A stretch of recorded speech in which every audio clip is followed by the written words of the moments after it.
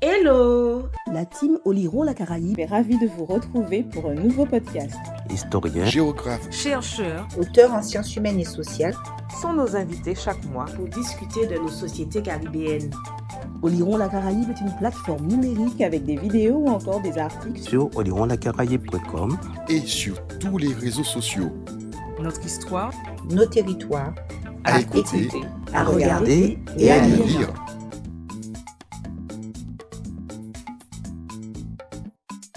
Bonjour, je m'appelle Stéphanie et je suis ravie de vous retrouver. Aujourd'hui, pour ce nouveau podcast, Oliron la Caraïbe a le plaisir de recevoir Jessica Balgui. Pour ceux qui ne la connaissent pas, Jessica Balgui, vous êtes titulaire d'une licence en socio-ethnologie et d'un master mention histoire de l'École des hautes études en sciences sociales, le HESS. Vous êtes également docteur depuis septembre dernier, après avoir soutenu une thèse intitulée Indemniser l'esclavage en 1848, l'heure des comptes pour les propriétaires d'esclaves de couleur de la Martinique, une thèse réalisée sous la direction de Myriam Cotias. Dans cette thèse, vous avez réalisé une analyse des livres de couleur qui ont reçu l'indemnité coloniale à la Martinique en 1849, un travail qui apporte un éclairage nouveau au débat sur les compensations perçues par les propriétaires d'esclaves après l'abolition. Vous avez également d'ailleurs publié un ouvrage à partir de vos travaux. Actuellement, vous êtes en postdoctorat au Center for Black European Studies and the Atlantics, qui est un centre ouvert par Mme Fatou Niang à Carnegie Mellon à Pittsburgh. Jessica Balgui, bonjour et merci d'avoir accepté d'échanger avec nous. Bonjour, merci pour votre invitation. Alors tout d'abord, pouvez-vous vous raconter votre parcours et pourquoi vous avez choisi de faire des études d'histoire? Bon, moi, je suis née à l'Hexagone d'un père guadeloupéen qui a quitté la Guadeloupe quand il était jeune homme, jeune adulte. Et donc, moi, j'ai grandi dans la région parisienne en allant quelquefois en Guadeloupe, mais avec une sorte de curiosité, une frustration, je dirais, pour l'histoire de cette île et notamment l'histoire de l'esclavage que je percevais, enfin, en tout cas en grandissant, pas dès mes jeunes années, mais en grandissant que je percevais comme centrale et qui m'intriguait beaucoup. J'ai fait des études entre-temps d'ethnologie et de sociologie. Je me suis intéressée à la Jamaïque, aux États-Unis, à la musique, etc. Et c'est ensuite en venant vivre en Guadeloupe pendant un an que j'ai vraiment remis les Antilles françaises au centre de mon intérêt et que j'ai décidé de commencer une thèse en histoire. Et donc j'ai contacté ma directrice de thèse à l'époque, Myriam Cotias, qui était précisément en train de monter un projet de recherche, ce qu'on appelle une ANR, sur les réparations. Et voilà, donc j'ai intégré ce projet avec un nouveau projet de thèse qui m'enthousiasmait grandement. Et voilà comment j'en suis arrivée à ce sujet. D'accord. Donc, vous avez fait une thèse sur les indemnités reçues par les propriétaires de couleurs. Comment vous est venue l'idée de ce sujet particulier? Le projet ANR Repairs, donc sur les réparations, avait un axe consacré à la question des indemnités versées aux anciens propriétaires d'esclaves des colonies en 1849, donc au lendemain de l'abolition de 1848.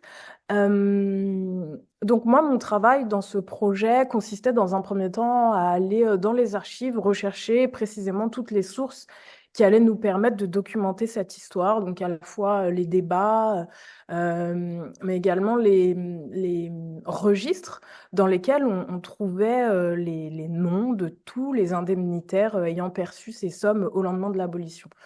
Donc, au départ, vraiment, il s'agissait d'une quête archivistique. Donc, j'y suis allée naïvement, avec cette envie de découvrir ce que les sources allaient pouvoir nous révéler de cette histoire. Et c'est en tombant sur des noms, des patronymes, donc des personnes qui apparaissaient en fait sans patronyme précisément, que vraiment j'ai été intriguée. Ça a suscité ma curiosité parce que je m'attendais pas à trouver donc ces personnes que l'on nomme historiens, enfin que je vais que je vais nommer les libres de couleur et qui correspondent aux affranchis et descendants d'affranchis. En fait, comme beaucoup de personnes, je pense, encore aujourd'hui, on a de la société coloniale esclavagiste où on aurait un maître homme blanc propriétaire d'esclaves, d'esclavisés noirs. Et je ne remets pas en question cette vision qui s'appuie concrètement sur une réalité statistique et historique. Simplement, il y a des nuances et d'autres réalités qui cohabitent et que je ne connaissais pas à ce moment-là. Donc au début, en fait, c'est la curiosité. C'était vraiment cette découverte surprenante qui m'a donné envie de creuser ces sujets et de partir à la découverte des parcours de ces noms inscrits sur ces registres par centaines pour comprendre en fait comment on passait d'affranchi ou comment on descendant d'affranchis pour devenir propriétaire et ensuite se retrouver sur les registres de l'indemnité coloniale au lendemain de l'abolition de l'esclavage. Je trouvais ça vraiment fascinant. Donc, j'en ai fait mon sujet de thèse. Effectivement, dans l'imaginaire populaire, les propriétaires d'esclaves sont de riches colons blancs. Donc, en réalité, vous nous dites qu'il y a une multitude de propriétaires d'esclaves qui ont été indemnisés, c'est ça? Oui. Ce que je dis, c'est que, encore une fois, cet imaginaire s'appuie sur une réalité statistique. Si on reprend les données à la veille de l'abolition de l'esclavage, 80% des esclaves de la colonie de la Martinique appartiennent aux Blancs, donc qui représentent, eux, 20% de la population libre de la colonie. Donc vraiment, cette réalité statistique montre qu'il y a une hiérarchie sociale, raciale, que la question raciale reste centrale, évidemment. Ce que les registres de l'indemnité coloniale montrent, c'est qu'il existe d'autres propriétaires. Ces registres mettent par exemple en avant la part des femmes, ce qui est une donnée intéressante, et ça met aussi en avant la part des libres de couleur qui représentent 35% des indemnitaires. Ce chiffre, enfin ce nombre peut paraître important, mais il doit être relativisé dans la mesure où, en fait, même s'ils sont 35% dans les registres, en réalité, ils ne possèdent que 20% des esclaves de la colonie. Donc c'est un peu un effet loupe que mon travail de thèse produit, en mettant en avant ces personnalités qui sont finalement assez minoritaires dans le groupe des propriétaires d'esclaves. Ce qui est intéressant, c'est pas tant le nombre, mais c'est les parcours et ce que ça révèle en fait de ce que la société coloniale esclavagiste produit comme relation, comme avatar de la relation esclavagiste. Donc voilà, c'est les données que les registres ont montrées, la part des femmes qui sont 45%, les libres de couleur, qui remettent pas tout à fait en question cette image dont je parlais, mais qui viennent apporter de la complexité et de la nuance à ce qu'on connaissait, à ce qu'on connaît de l'histoire des Antilles françaises esclavagistes. Justement, dans le cadre de vos travaux de recherche, vous avez constitué, vous nous avez dit, une base de données qui recense ceux qui vont toucher une compensation. Est-ce que vous pouvez nous citer les sources utilisées et expliquer la méthodologie que vous avez utilisée pour constituer cette base de données, justement?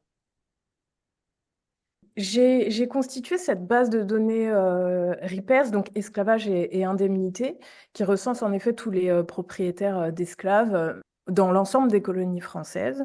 Sur cette même base, on peut trouver également les indemnités qui ont été versées en 1825 par l'État d'Haïti aux anciens propriétaires. Voilà, donc c'est une base jumelle, on va dire, qui est sur le même site. Donc, concernant la base de 1849, je suis partie d'un registre donc, que j'ai évoqué précédemment, de plusieurs registres en fait, parce que chaque colonie a produit ce qu'on appelle des états nominatifs définitifs, états des règlements définitifs, voilà, c'est ça précisément, états des règlements définitifs par colonie. On y trouve en fait les noms des personnes qui ont reçu l'indemnité, les montants, des dates. Il y a peu d'informations, mais les principales informations y sont, donc vraiment les noms et les montants qui ont été perçus. Ce qui est intéressant dans ces registres, c'est qu'en fait, ça met aussi en avant quelque chose qu'on connaissait assez peu, c'est la manière dont les titres d'indemnité, en fait, ont circulé entre les personnes. Et quand on prend ces registres, et donc quand on consulte cette base de données à partir de laquelle elle a été constituée, on trouve aussi les noms de personnes qui n'étaient pas nécessairement propriétaires d'esclaves, mais qui pouvaient être des créanciers. Parce que la loi, donc la loi d'avril 1849, qui accorde les 126 millions de francs aux anciens propriétaires, permet également aux créanciers de ces derniers de récupérer ce que les propriétaires d'esclaves leur devaient à travers l'indemnité coloniale. Donc, cette base de données qui reprend ce registre, elle est plus complexe que de simples montants attribués à d'anciens propriétaires. C'est vraiment, ça met en avant tout un système économique, des acteurs économiques qui viennent des colonies, mais également de métropoles. Donc ça, c'est vraiment le document de base à partir duquel il s'est constitué.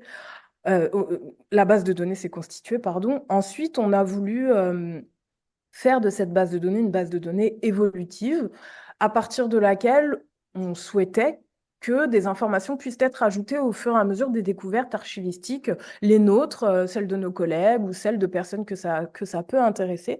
Donc on a fait pour chaque indemnitaire une fiche sur laquelle on peut renseigner des éléments biographiques, donc qui sont à renseigner au fur et à mesure, comme je le disais, des découvertes. Moi, de mon côté, j'ai travaillé sur les livres de couleur, donc j'ai des renseignements biographiques essentiellement sur ces personnalités-là, sur ces acteurs-là, que j'ai constitués à partir des registres d'état civil, que les généalogistes connaissent bien.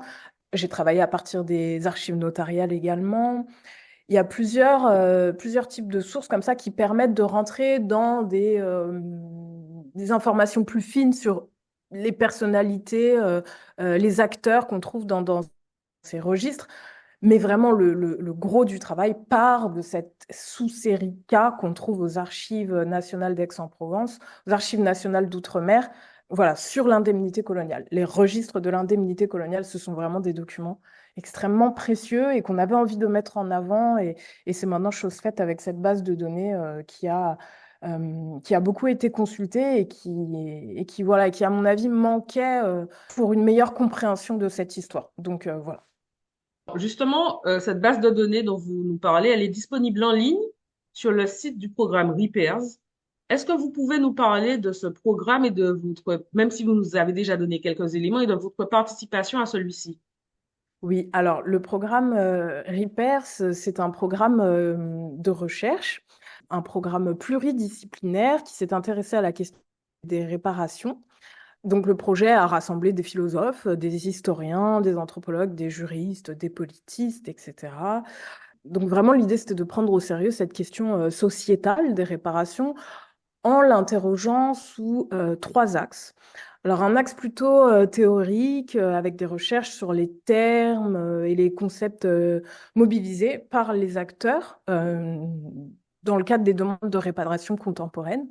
Dans cet axe-là, il y a eu la publication notamment de l'ouvrage Le lexique des réparations, qui a été coordonné par la philosophe Magali Besson et l'historienne Myriam Kotias. En fait, tous les membres de l'ANR ont participé à ce projet. On a pris plusieurs termes qu'on a interrogés depuis nos disciplines respectives en écrivant à plusieurs mains. Donc, c'est un ouvrage qui est intéressant parce qu'il permet de questionner cette question des réparations d'un point de vue vraiment pluridisciplinaire. Donc, ce projet avait un deuxième axe, donc un axe historique, qui avait pour ambition d'interroger cette fois la question des réparations.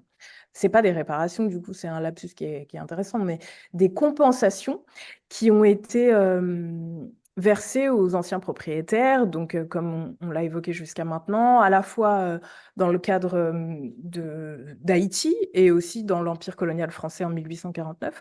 Donc c'est, le principal résultat de cet axe 2, ça a été évidemment la base de données, également l'ouvrage Indemniser l'esclavage en 1848, débat dans l'Empire colonial français, qui reprend précisément tous les débats qui ont mené à cette loi qui est aujourd'hui controversée et qui apparaît comme une des injustices de l'histoire.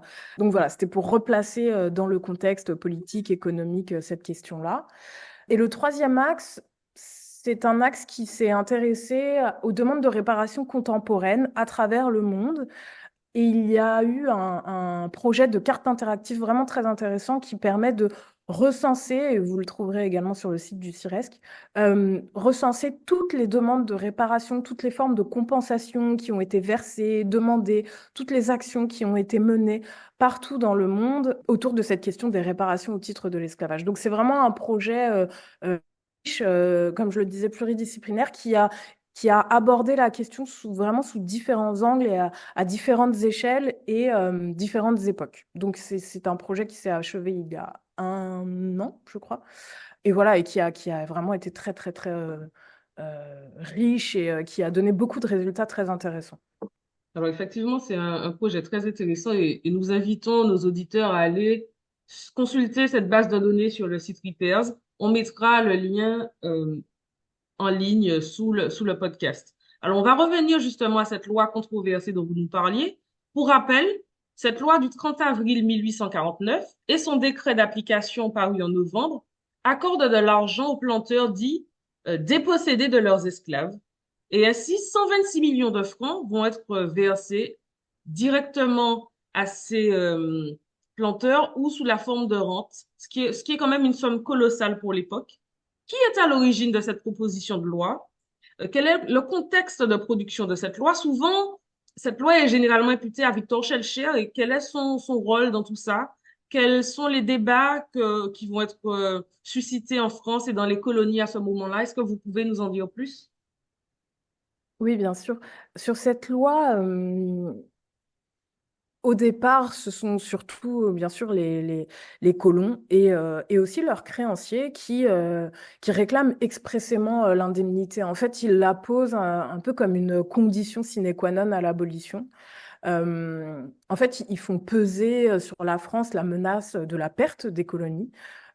Ils vont se poser d'une certaine façon comme les garants de l'ordre et de la stabilité sociale et économique des colonies, à un moment où en fait la France ne veut pas perdre ses colonies. Donc ça, c'est une première chose. Ensuite, ils défendent aussi le principe en faisant admettre l'esclavage comme fondé sur un droit, en l'occurrence le droit de propriété, vraiment sur lequel ils insistent. Ils considèrent que juridiquement, en fait, sa violation, pour eux, reviendrait à une forme d'expropriation, à une expropriation, qui impliquerait nécessairement une forme de compensation, de dédommagement. Sans remettre en question l'illégitimité d'une telle propriété, parce qu'à la veille de l'abolition, de nombreux colons admettent que la propriété d'hommes et de femmes leur apparaît d'une certaine façon à eux aussi, en tout cas c'est comme ça qu'ils le présentent comme illégitime. C'est notamment sous la plume d'Auguste Pécoul de la Martinique, mais en même temps il rappelle d'une certaine façon l'État à ses devoirs.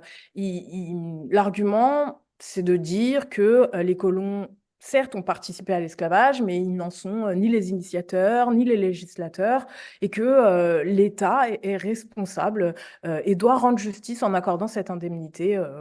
Voilà.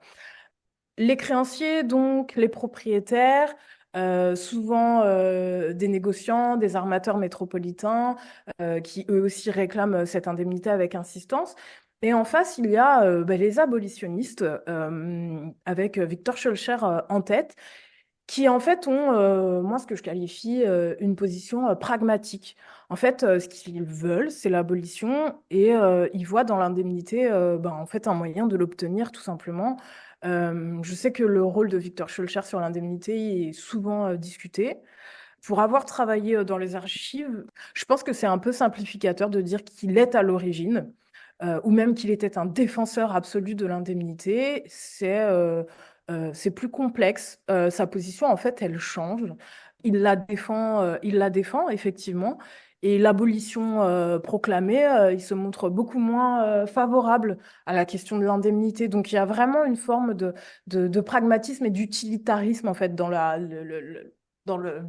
l'indemnité. Et puis, il faut aussi dire que la question de l'indemnité, elle se pose pas qu'en France, que quelques années avant, en 1833, quand la Grande-Bretagne abolit l'esclavage, elle accorde aussi une indemnité. C'est pas une idée nouvelle, c'est pas une idée française. Ce choix d'indemniser les colons d'une manière ou d'une autre, c'est-à-dire soit en accordant de l'argent, comme la France l'a fait, ou en accordant des terres dans d'autres contextes. En fait, à chaque fois, dans les différents contextes, y compris pour la France, cette solution, elle apparaît aux législateurs et aux États comme finalement un moyen d'assurer la transition d'un mode de production forcé au travail libre et en théorie rémunéré.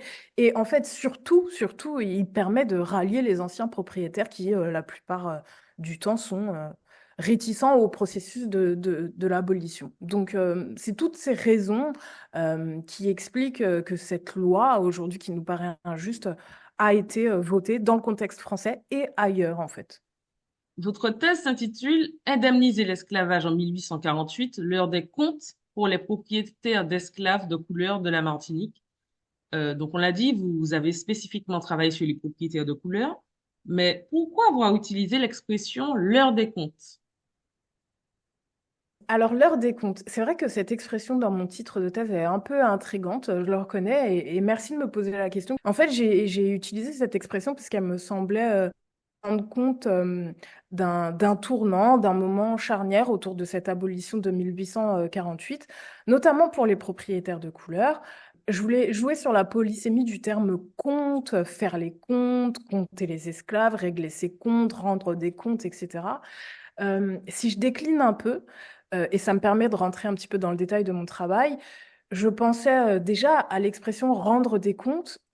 Pourquoi? Parce que quand on regarde un petit peu les archives autour de la propriété servile par les livres de couleur, on tombe sur beaucoup d'écrits d'abolitionnistes ou de colons. Voilà, ben, si je prends Victor Schœlcher, par exemple, avec sa vision coloniale, qui reproche précisément aux livres de couleur de posséder des esclaves. Il se montre particulièrement exigeant envers eux, il leur reproche de vouloir se hisser dans la hiérarchie coloniale, aux dépens de ceux qu'ils considèrent être leurs alliés naturels. Donc, il leur demande d'une certaine façon de rendre des comptes. Je pensais également à l'expression règlement de compte, avec l'idée qu'au moment de l'abolition, certains propriétaires de couleur, qui ont eux aussi subi ce système esclavagiste et le préjugé de couleur, certains se montrent précisément prêts à sacrifier leurs esclaves, en fait, et sa dignité pour certains, pour mettre fin à cet ordre qui les discrimine eux aussi. Il y a également l'idée de tenir compte de ces personnalités dans les débats, comment est-ce qu'ils font entendre leur voix, comment est-ce qu'ils sont représentés. Voilà, on peut vraiment multiplier cette idée de compte avec l'idée de compter les esclaves, parce qu'au moment où il faut être indemnisé, il faut pouvoir prouver sa propriété, son ancienne propriété. Donc, il faut faire le compte de ces esclaves, justifier cette propriété. Et puis enfin, et c'est vraiment à partir de là que ce terme est venu à moi, c'est qu'en travaillant sur les registres, on se rend compte que l'indemnité coloniale échappe aux propriétaires d'esclaves de couleur qui sont souvent endettés. Comme je le disais, la loi prévoit que les propriétaires, que les créanciers des propriétaires puissent recouvrer leurs créances à travers cette indemnité. Donc l'idée, pour moi, au départ, c'était de dire que l'indemnité coloniale permet de faire les comptes. Oui, de faire les comptes avec ses créanciers. C'était vraiment l'idée de départ que j'ai pu décliner finalement sur l'ensemble de ma thèse, mais qui, mise dans un titre comme ça, ne permet pas de rendre compte de cette complexité et donne un ton qui, à mon avis, n'est pas le bon. Mais voilà, vous me donnez l'occasion de l'expliciter et je vous en remercie. Ben, merci à vous et c'est super intéressant ce que vous nous dites. Justement, est-ce qu'on peut brosser un portrait des propriétaires de couleur? Combien est-ce qu'ils sont à la fin de la période esclavagiste? Qui sont-ils? Est-ce qu'on a une idée des sommes qu'ils vont toucher globalement? On sait, vous nous avez dit qu'ils touchent au final très peu, mais est-ce qu'on a une idée des sommes qu'ils vont toucher? Alors, oui, donc comme je le disais, dans les registres de l'indemnité coloniale de la Martinique, encore une fois, je parle depuis la Martinique à partir de laquelle j'ai travaillé, on compte 35% d'indemnitaires de couleur. Ça semble beaucoup, mais quand on sait qu'ils représentaient 80% de la population libre de la colonie, en fait, ils sont vraiment sous-représentés et surtout, ils possèdent peu d'esclaves, en tout cas en moyenne. Ensuite, il faut voir qu'une fois que les créanciers et autres spéculateurs métropolitains sont passés par là, finalement, ils représentent que 14% de ceux qui reçoivent vraiment une indemnité. Ensuite, concernant les montants, finalement, c'est une question qui reste complexe parce que les titres d'indemnité ont circulé avant même la loi d'indemnisation, c'est-à-dire que les personnes ont spéculé, ont fait des transactions en s'imaginant les montants qu'ils allaient pouvoir recevoir. Et puis l'indemnité, elle a continué à circuler après en fait la loi et après les inscriptions dans les registres, et on le voit bien chez les notaires. Donc, c'est vraiment très difficile de retracer ces sommes. Ce qu'on constate, c'est que la plupart se sont concentrés entre les mains de personnalités venues de métropole et que les livres de couleur n'ont quasiment rien gardé de ces montants. De toute façon, pour les plus modestes d'entre eux, leur accès à l'indemnité était déjà, il me semble, entravé, en tout cas c'est ce que les archives laissent deviner, était entravé par la charge administrative que demandait, qu'exigeait cette démarche en fait de l'indemnisation. Après, sur les profils des indemnitaires, vraiment, il y a beaucoup de cas de figure. Enfin, il y a des acteurs très variés. Certains indemnitaires sont à la tête d'ateliers importants avec plusieurs dizaines d'esclaves, des habitants sucriers, caféiers. D'autres n'en possèdent qu'un. Certains vont avoir, oui, un ou deux esclaves qu'ils louent, des marchands, il y a des hommes, des femmes, des ruraux, des citadins. On trouve par exemple alors là je reprends le qualificatif utilisé dans les archives, donc une mulâtresse mariée à un Italien qui décède avant l'abolition de l'esclavage, et donc elle hérite de plusieurs dizaines d'esclaves caféiers. On a un charpentier à la tête d'un petit atelier d'esclaves qualifiés, un cultivateur vivrier qui cède d'un ou deux esclaves. Les profils sont très variés et surtout, les situations d'esclavage entre maîtres de couleur et esclavisés peuvent être multipliées par dizaines, et à chaque fois, elles mettent au jour un système qui produit des relations de domination plurielles, où la propriété servile constitue en fait une ressource incontournable et polymorphe. C'est un capital économique, évidemment. Le travail contraint des personnes apporte oui, est un capital économique, mais c'est aussi un capital symbolique et un capital politique important. Donc ça, c'est une chose très importante à souligner pour les libres de couleur, parce que posséder des esclaves, en fait, c'est de fait permis qu'aux libres. Et pour les plus précaires d'entre eux sur le plan statutaire, parce que en fait, on s'imagine une société avec des libres et des esclaves. Mais entre les deux, il y a des sortes de degrés de liberté, avec les personnes qu'on appelle les libres de fait, qui ont un statut précaire. Et pour ces personnes-là, par exemple, posséder un esclave, c'est faire la démonstration de sa liberté, en fait. Ils font de leurs esclaves la preuve vivante de leur sortie de la servitude. Et puis, il y a des propriétaires, des personnes qui sont en fait les propriétaires de leur mère, de leur fille, de leurs frères, dans une relation esclavagiste qui, cette fois, est purement statutaire. Il n'y a en réalité ni maître ni esclave. En fait, ce sont des statuts qui ne rendent pas compte d'une réalité relationnelle.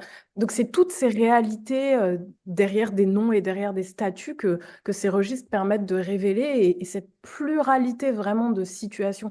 C'est pour ça que presque parler du groupe des propriétaires libres de couleur, bon, ça n'a presque pas de sens. Il y a absolument pas d'unité. Ce sont vraiment des parcours individuels et collectifs très variés que ces registres d'indemnité coloniale invitaient vraiment à mettre en avant. Enfin, c'était impossible de passer à côté de ces noms et de pas creuser ces histoires-là.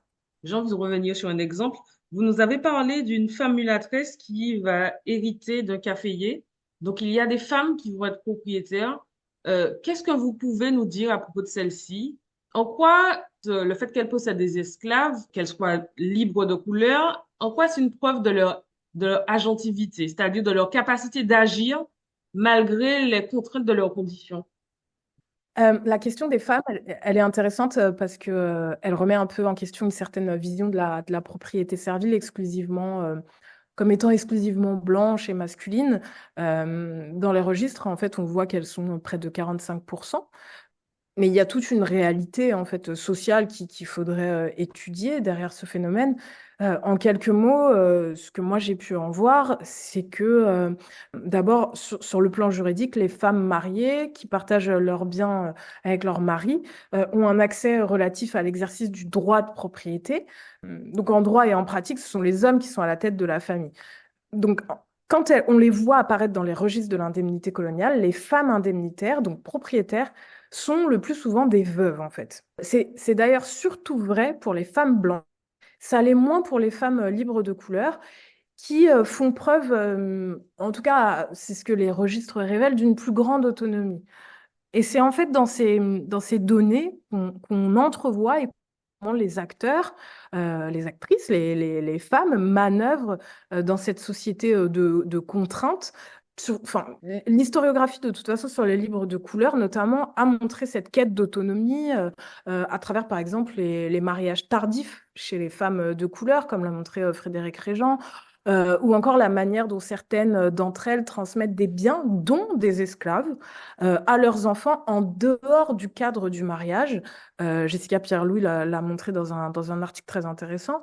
Marie Hardy-Séguette aussi, qui a travaillé sur les habitations caféières, montre aussi cette part de femmes et la manière dont elles font preuve d'autonomie en retardant des mariages, en restant à la tête en fait de leur activité économique.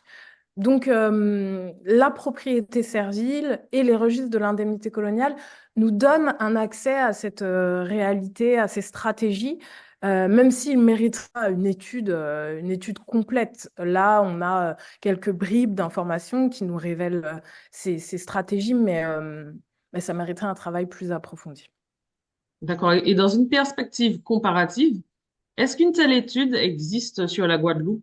Non. Alors, sur la Guadeloupe, il n'y a pas de travail similaire, mais en revanche, ce qu'on a voulu faire en créant cette base de données, c'est précisément donner les outils aux historiens et à tous ceux que cette recherche intéresse, les outils pour pouvoir la mener, en fait. Donc concrètement, moi j'ai travaillé à partir des registres de l'indemnité coloniale de la Martinique, mais maintenant ceux de la Guadeloupe sont disponibles sur Internet. Donc j'invite toutes celles et ceux que ça intéresse à s'y pencher. Et oui, pour essayer de faire une histoire comparée qui pourrait être intéressante, même si ce sont des histoires qui sont dans l'ensemble assez similaires. Mais sur la question de l'endettement, par exemple, on voit déjà à travers quelques petites statistiques que les propriétaires de la Guadeloupe étaient plus endettés que ceux de la Martinique.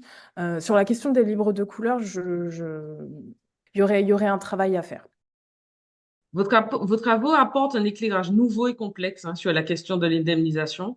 Les propriétaires indemnisés ne sont pas que des blancs. Et en quoi cette nuance est pour vous importante, alors que cette question, elle est quand même socialement vive? En fait, j'ai conscience que ces questions sont vives, que les sociétés antillaises sont des sociétés qui sont marquées par cette histoire, par cette mémoire et par les inégalités qui structurent encore ces sociétés. Il me semble que mon travail, ce qu'il me permet, c'est de la documenter, avec précision, cette histoire, avec la base de données, avec mon travail de thèse, avec mon ouvrage, et d'une certaine façon de sortir de certains fantasmes, même si il y a des réalités statistiques et une histoire construite sur l'idée de race, etc., qu'il faut pas éluder. Mais il y a une complexité. Il y a une complexité qu'il fallait mettre au jour et qui, à mon avis, a sa place dans le dialogue en fait avec la société qui y trouve un intérêt, je crois. En tout cas, c'est les retours que j'ai, c'est que c'est une histoire qui intéresse et qui intéresse dans toutes ses épaisseurs, dans ses nuances, dans sa complexité.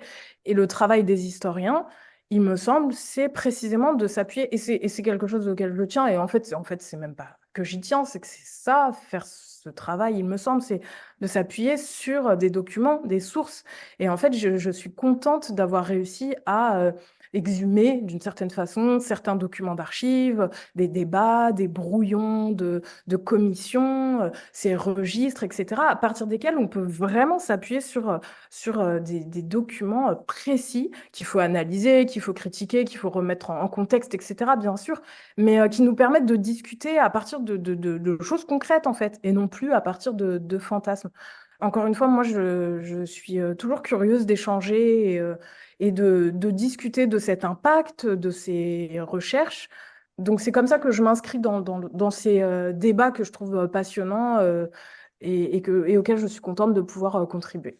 Alors actuellement, on l'a dit en début de podcast, vous êtes en post-doctorat au Center for Black European Studies and the Atlantics, centre récemment ouvert. Quels sont vos futurs projets de recherche? Effectivement, je suis actuellement postdoctorante au Center for Black European Studies and the Atlantic à Carnegie Mellon, à Pittsburgh. Je travaille avec Mame Fatou Niang à l'ouverture de son centre, un jeune centre dynamique avec de superbes projets. Donc le lancement aura lieu au mois d'avril. Donc c'est le début d'une aventure. Je suis très contente d'être au début pour voir en fait comment se montent ces projets que vous allez voir évoluer au fur et à mesure des prochaines semaines et des prochains mois. Et dans le cadre de ce postdoc, moi, je peux également travailler à la publication de mon ouvrage, de ma thèse. Donc, je travaille aussi sur ça, quelques articles, essayer de diffuser mes recherches et de contribuer à la recherche sur les Antilles françaises qui me passionnent. Voilà. Et donc, le postdoc me permet de continuer cela. Donc c'est une période faste et enthousiasmante pour moi. Très bien. Alors, merci beaucoup, Jessica Balgui. On entend vraiment dans vos propos la passion qui vous anime pour ce sujet. Et merci en tout cas d'avoir accepté de nous accorder un petit peu de temps pour l'enregistrement de ce podcast. Mais merci beaucoup encore une fois pour l'invitation et c'était un plaisir. Chers auditeurs, c'était Stéphanie.